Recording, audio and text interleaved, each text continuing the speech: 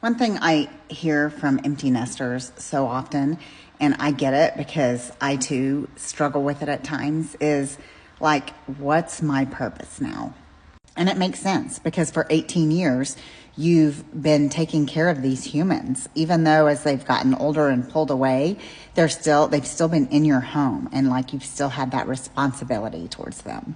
And so I know for me, when my kids moved out, when it was just my husband and I felt lost, like super lost, and didn't even know where to begin or to have a new purpose in life. And obviously, just because they were out of the house didn't mean I was no longer mom or anything like that, but it just meant that my role had changed and that things had shifted.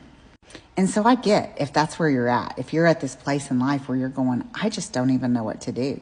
You may have a full-time job, and so that's kind of something that gives you purpose, gives you something to get out of bed every day and go do.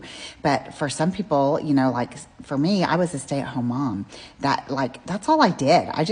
Every day was just about trying to figure out what I was going to do for dinner and taking care of the house and get, that kind of a thing. And so it can be really empty both ways, whether you have a full-time job or whether you were home with your kids full-time. It takes finding a new normal. And that can be really, really tough.